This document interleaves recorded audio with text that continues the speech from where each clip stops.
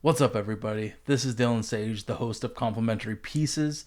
And for this episode, we have Tyler Smith, who plays for the G League Ignite. He's 6'11, weighs 225 pounds. He's from Texas. I believe he went to George Bush High School, but he's a Texas boy, and he was a 5-star recruit in 2023, number 8 in his class. He initially signed with Overtime Elite. Remember, that's where Asar and Amen Thompson went. Dillingham, who I'll probably talk about in the future, went there. So Overtime Elite, he was a pro. He was on the Cold Hearts teams last year, where he averaged 15 points per game, 8 rebounds, 1.4 assists per game, and was one of the better shooters there too. So when you look at Tyler Smith, you have to think about him being a elite shooter at 6'11. And he has proven it in 2 professional stints, one with the Overtime Elite last year, and this year he became a G League Ignite player. He was a off the bench guy because they have a lot of guys that need playing time. But in his time on G League Ignite, he scored 13.4 points per game, 5 rebounds, 1.7 stocks per game, and that's blocks and steals, and was still really efficient shooting the basketball at 36.4% from 3 on 4 attempts. And that's pretty big for a guy that, the G League Ignite, they play on an NBA sized court. With certain players in the league, sometimes you aren't sure because they may be hugging that 3-point line, and the college 3-point line is significantly shorter than the G League Ignite or NBA line. So with at least the Ignite, he has ranged. He shot at 36% from 3 at 6'11. And I know that's not that impressive, but with the size and the weight that he is, it actually is. The Ignite play at such a fast pace that many players that have taken a part in this experiment with the G League Ignite have had a rough few years in the league. They don't take on the responsibility of playing in the NBA well, because I think it's the increased speed of play, the pace of play. All those extra possessions makes those players' stats rise a lot.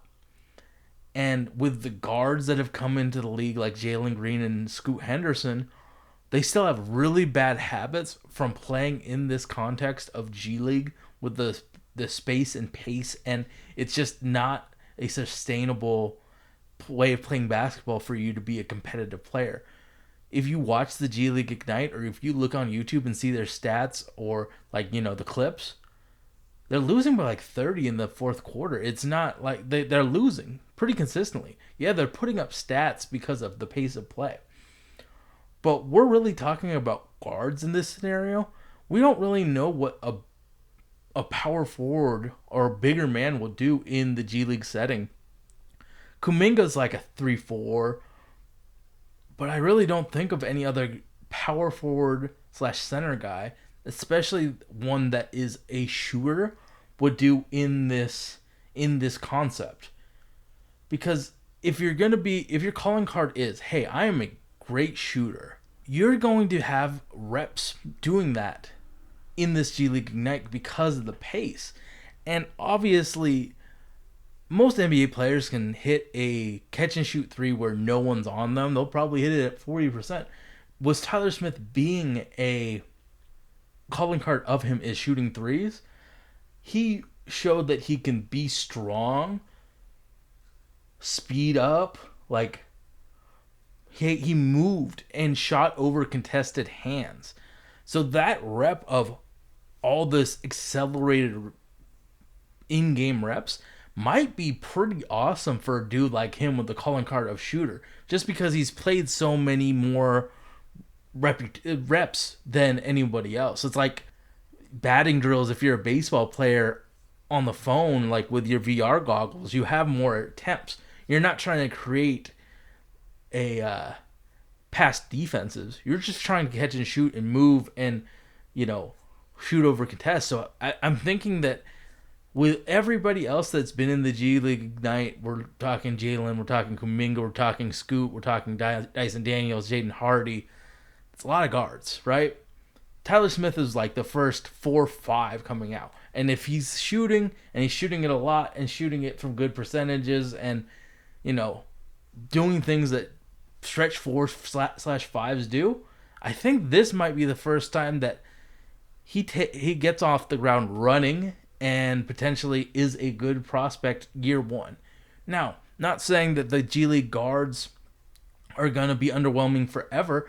I just think you playing in a style that is so chaotic can lead to a lot of bad habits. If you watch Scoot Henderson in the first part of the year, he was throwing some really lazy passes. He worked through it and is throwing some really great passes.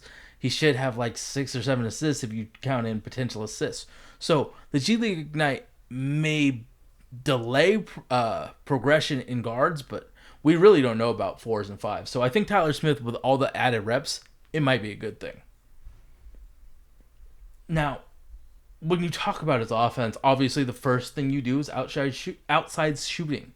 He's hitting 36% on decent volume of 4 attempts per game, but he isn't hash sitting or corner sitting like you see a lot of quote unquote shooters do. He's setting screens, he's flaring out to the 3. He's being an active participant in the offense of the G League Ignite and being able to shoot at a high level. So, like, it's the context of how he's shooting that is so impressive. 36% is 36%, and that's fine. But him flaring out and being a movement guy and hitting screens and setting his feet and ready to launch at in a very fast pace makes me think that the shooting is for real, and he's going to do it in multiple ways. Like, sometimes for these Blazers players, we're just hoping that they can catch and shoot. But Tyler Smith, I have confidence that he can do multiple things with shooting the ball other than just standing still, catching it, and releasing it. He wasn't a ball stopper in the G League Ignite, where he's playing with a lot of dudes, you know, trying to make it to the next level, feed their family. It's NBA vets, it's guys that are hungry. He gets his points in the flow of the offense, and he takes what the defense gives him. He can get to his spot with a one quick dribble pull up, posts up much smaller defenders to get points over him, or if he's going against lumbering players, use his speed. But he does it all within the flow of the offense. Flow of the offense is really important. When you're going from a lower league to the best league, you're not going to be the end-all be-all. You have to learn how to play within the realm of an offense. Tyler Smith has already shown that he's willing to play within the offense, take what the team gives him, and he is a matchup nightmare for a lot of teams. They don't really have a 6'11 guy that moves well. I mean, that's why certain guys like DeAndre Ayton or Marvin Bagley got drafted so well. It's such a rare commodity for a big to move well and be functional in basketball while moving really, really well. Tyler Smith isn't just a shooter. He catches bodies when he goes to the rim, jumps off 1 or 2 feet, and can be a really great lob threat for a point guard to use in pick and roll. Of course, his shooting abilities are what is going to put teams initially have him on the floor, his shooting ability. But I think that he can absolutely be a pick and pop and pick and roll threat when you have a guy like Scoot Henderson or Trae Young or whoever. If he goes to a team with a good playmaking point guard, they're going to utilize the fact that he can do both. Roll to the rim and dunk, or spot up for 3 and catch it off the pick. So I really do think that offensively he can give you so many things. Yeah, it might be boring talking about a catch and shoot guy, but if you Google or YouTube Tyler Smith highlights, it's going to be a lot of him dunking initially because he can get up. So he's not just a catch and shoot guy. He absolutely can do a lot of things on the court, but you look at the catch and shoot and you're like, dang, that's pretty impressive. Let's talk about his passing. There are times when Tyler Smith absolutely throws a dot. A lot of the time it's in that 4-5. He's sitting out in the perimeter, He finds the center sealing out his guy on in the post and delivers him the ball. So I don't think he's gonna be Nikola Jokic. He's not a joker, but he's not a playmaking. But he makes really nice creative passes. When an advantage is created, like let's say Scoot Henderson breaks his guy off the dribble, goes to the hoop, he passes it to Tyler Smith. Tyler Smith can absolutely make the right play. If they gave him space, he shoots that thing. If they close out, he can do a dribble pull up, or he can pass it to a teammate cutting.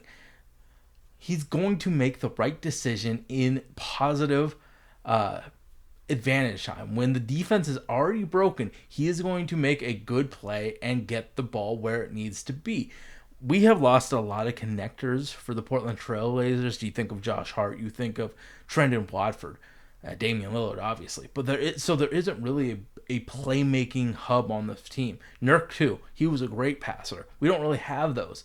So if we get a guy who can shoot, plus is a positive passer, who's also 6'11", who could play some 4 with DeAndre Ayton if he's on the team, and then in clutch times can be the center when DeAndre Ayton isn't as useful, when the teams usually go smaller and have more skilled players on the floor. Tyler Smith can still be there on the floor to pass the ball and shoot the ball and dunk the ball.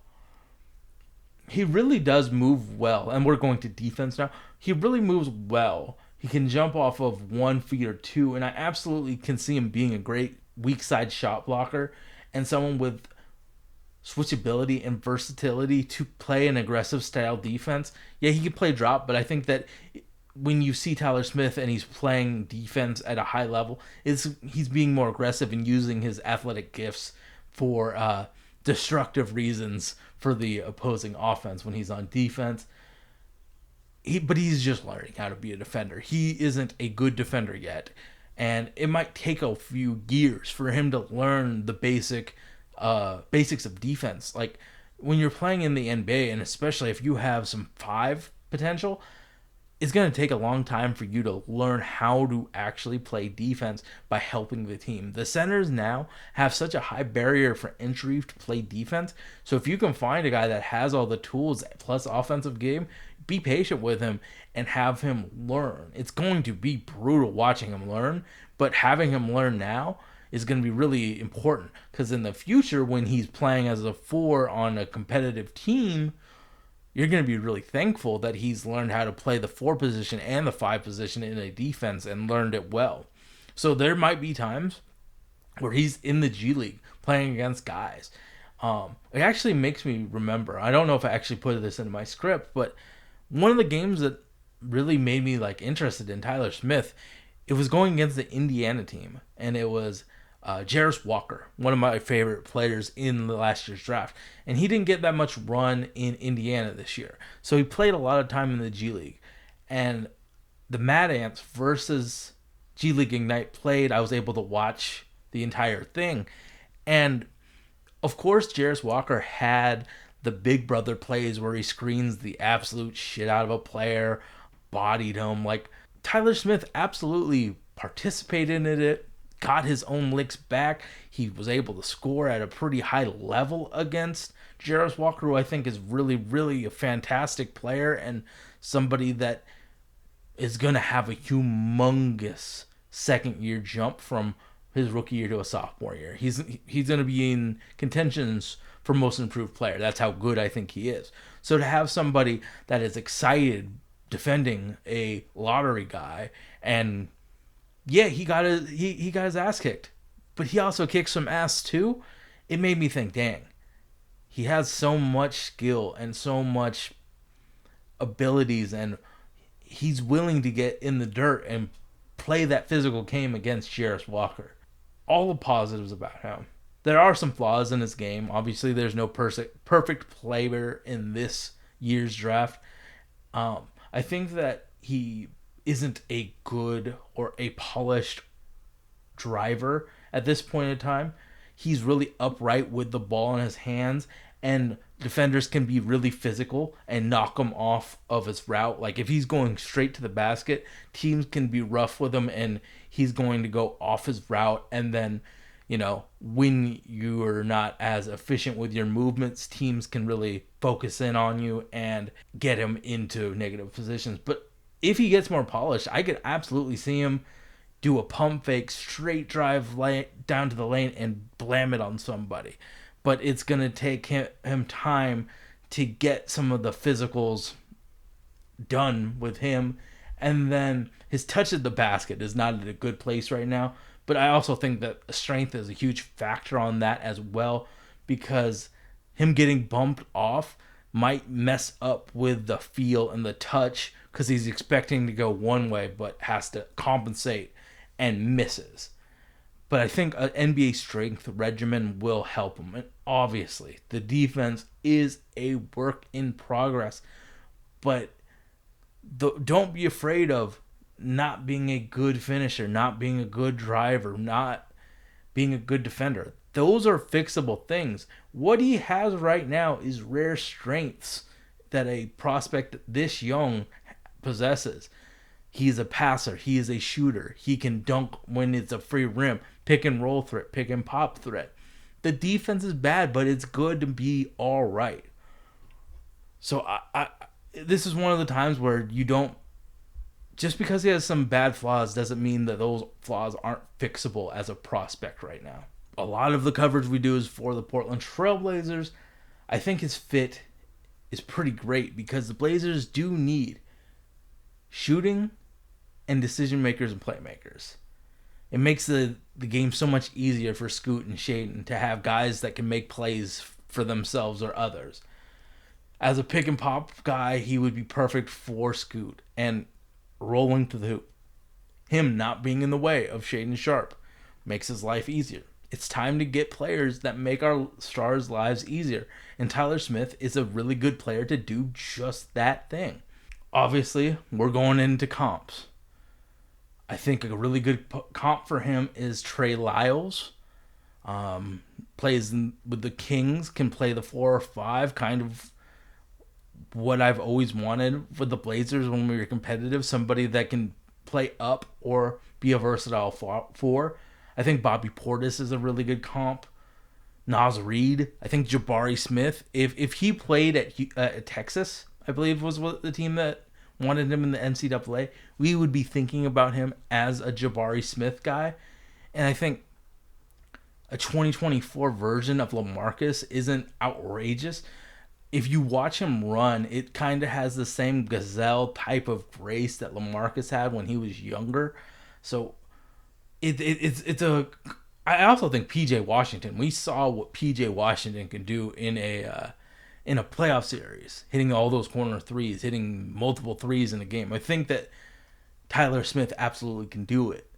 Now, these aren't the sexiest names in the world, but when you're a power forward, you're not going to touch the ball enough to be, unless you're Giannis or someone that special, you're not going to touch the ball enough to really be like, watch me work type beat. I'm sure he can, but that's not the role that he's playing, and that's not the role he's played in the past. We're seeing that it's kind of boring results, but it's results that you can count on. I want to thank Oddshopper for sponsoring this content. If you want the best EV bets, and that's expected value bets, Stokastic is the best for DFS. Oddshopper, same company, is the best for prop bets. Basketball season's wrapping up, and right now it's kind of the perfect time to do prop bets because people aren't as quick on the trigger to make the right calculations. Baseball's up, and just a tip for everybody. You don't have to go to Oddshopper for this tip, but sports books always juice the overs because they want success. They want you to bet your money on other players' successes. A good strategy, but kind of a bummer strategy right now. Bet the unders on stuff. You might not win tomorrow on that bet, but throughout the season, if you're doing baseballs, take the unders, like on the 1.5 hits per game. You want to take the unders, and you'll make more money in the long term using that strategy. So thank you all for listening. yeah, this is the time where draft stuff really picks up. I have a podcast ready for Bub Carrington. Going to be released in a few days. I know we're going to do Zachary Ricochet on the main channel. I definitely want to do Isaiah Collier because on our latest mock, I went rather high with him with the second pick going to the Washington Wizards. I want to have a podcast to talk about that. So thank you so much for watching and participating, and I really do appreciate all the draft love. So peace out. We will be back. I'll do Bub Carrington maybe later this week. Zach's coming up, and then maybe an Isaiah Collier, maybe a someone else. So thank you so much. We're out of here. Peace.